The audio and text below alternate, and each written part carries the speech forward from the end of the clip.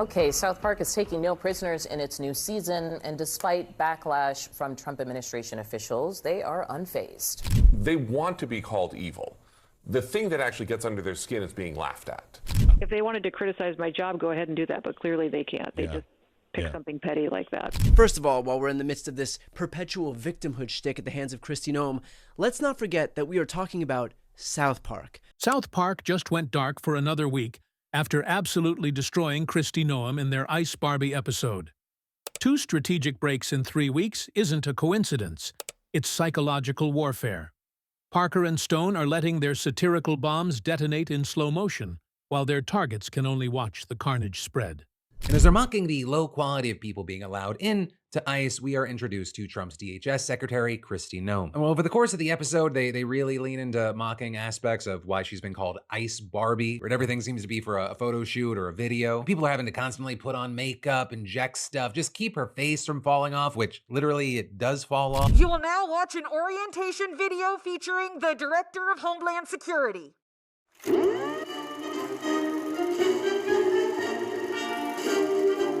Welcome to the team, recruits. I'm Kristi Noem, head of Homeland Security. Now, let me break down exactly what happened in that Ice Barbie episode that has everyone talking. South Park introduced us to their version of Kristi Noem as this glamorous, Botox-injected ICE agent who treats immigration raids like photo shoots. The character was portrayed as someone so obsessed with her image that agents literally had to keep applying makeup to prevent her face from falling off. And yes, her face literally melts off during the episode. Honestly, when your political satire requires zero exaggeration from reality, you know we're living in peak absurdity. In addition to that, they really lean into the dog controversy with Kristi Noem, which, in case you forgot, she once told and then defended a story about how she shot and killed her own dog because it was untrainable. 2 years ago, I had to put my puppy down by shooting it in the face, because sometimes doing what's important means doing what's hard.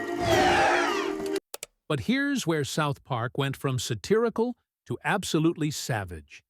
They didn't just mock her appearance, they created a recurring gag where every time Ice Barbie encounters a dog, she immediately shoots it in the face.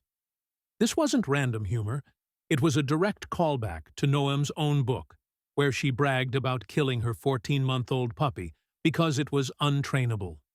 The creators took her own words and turned them into a running joke that escalated throughout the episode. But she just shoots dog after dog in the face. She even snipes Crypto, and as the credits run, she shoots up. Escalating from a single puppy shooting to a full-blown pet store massacre, the show made sure viewers understood this wasn't just about one incident. They had Ice Barbie snipe Crypto during a rescue scene, shoot a service dog at a Dora the Explorer live show, and ultimately end the episode with her gunning down an entire pet store full of animals. Each scene got progressively more absurd, while hammering home their point about her character. The fact that a cartoon dog massacre feels less shocking than Noem's actual autobiography really says everything about our current political reality. As far as their critique of ICE, you have the new recruits loading into trucks for the first ICE raid. You have an agent advising them, keep your hands and feet inside the vehicle at all times, like it's a Disneyland ride. They raid a Dora the Explorer live show. ICE even later raids Heaven, with Noem reminding her agents if it's brown, it goes. Speaking of character assassination, South Park didn't stop at the dog controversy.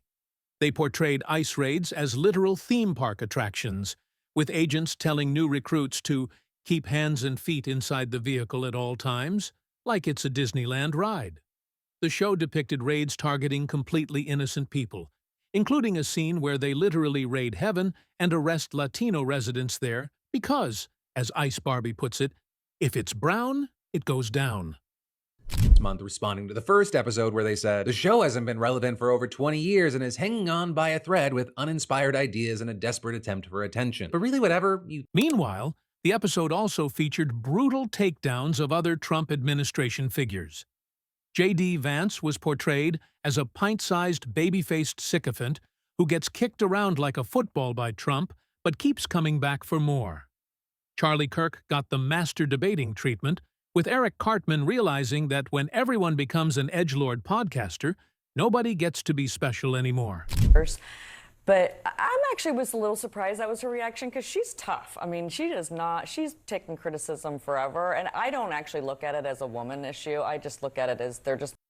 Predictably, Kristi Noem completely lost her composure when the episode aired. Instead of laughing it off like most politicians do, she went straight to the victim playbook, claiming South Park was being lazy and that only liberals and extremists make fun of women for their appearance. She tried to flip the narrative from policy criticism to gender discrimination, hoping people would forget about her actual record. Because nothing screams strong leadership, quite like whining about a cartoon making fun of your Botox addiction while ignoring your state's horrific drunk driving statistics. With fascists, with authoritarians, they want to be called evil. The thing that actually gets under their skin is being laughed at. And I think what you're seeing with this administration, sort of top to bottom, is the thing that they are having the hardest time facing criticism-wise is being laughed at. Ironically, this is the same person whose party spent years mocking AOC, Nancy Pelosi, and Hillary Clinton's appearances, while Trump himself literally said about Carly Fiorina during the 2016 primaries. But apparently, criticism only counts as sexist when it's directed at Republican women. Noem's response revealed exactly why South Park targeted her. She's ridiculous, and her reaction proved their point perfectly. So lazy. They just constantly make fun of women for how they look. Only the liberals and the extremists do that. If they wanted to criticize my job, go ahead and do that, but clearly they can't. They just pick something petty like that. What made her meltdown even more entertaining was how she completely missed the point during her CNN appearance, where she whined about South Park being lazy for constantly making fun of women's looks. The audacity is breathtaking. This from someone whose state ranks among the worst for drunk driving deaths, COVID mismanagement, and infrastructure, while she spent more time on Fox News than governing. Noem's indignation over being called Ice Barbie, while simultaneously posing for glamour shots during family separation raids, shows a level of self-awareness so low it's practically underground.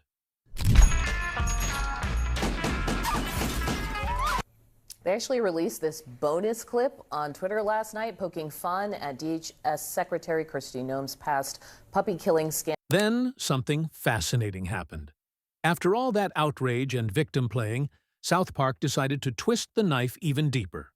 They released bonus content showing Ice Barbie gleefully massacring puppies in what can only be described as the most over-the-top shock comedy the show has produced in years.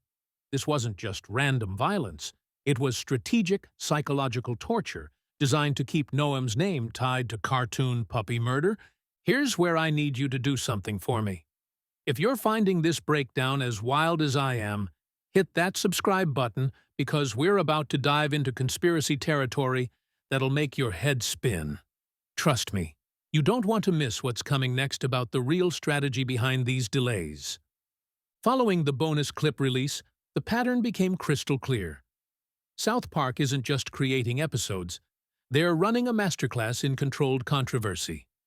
By spacing out their political hits and then going silent, they force the news cycle to keep their content alive longer than any traditional weekly show could manage.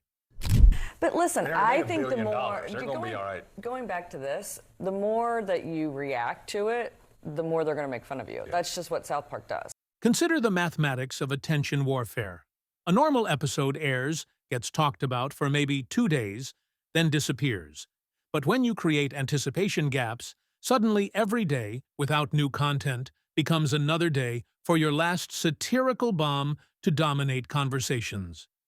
Kristi Noem can't move on from being Ice Barbie because there's nothing new to replace that image in people's minds. I want to watch is, does 50% of the country stop following South Park because, They'd be used to that. It was just a different 50% before. Exactly. I mean, so that'll be interesting to see if they lose.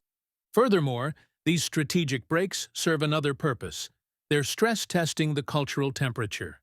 How much heat can the show generate before networks or advertisers get nervous? How long can they maintain audience engagement through pure anticipation? Every delayed episode becomes a marketing experiment funded by viewer frustration. South Park is something that has been fun and making fun of people for, I don't know how many years, 20 years. Intelligence suggests that Comedy Central's South Park Day programming wasn't really about celebrating the show's legacy. It was about letting the Ice Barbie controversy marinate while avoiding the rapid-fire political heat that comes from back-to-back controversial episodes. Smart networks know that spacing out explosive content prevents regulatory blowback. Plus, why risk cancellation when you can just replay old episodes and watch politicians melt down on Twitter for free entertainment? Mocked every president, every politician, every celebrity, every demographic, every religion, every ideology. That is literally their entire brand. But suddenly, when they make fun of Kristi Noem, it's because liberals hate women? Give me a break. Nevertheless, some theories suggest the delays might involve behind-the-scenes legal discussions.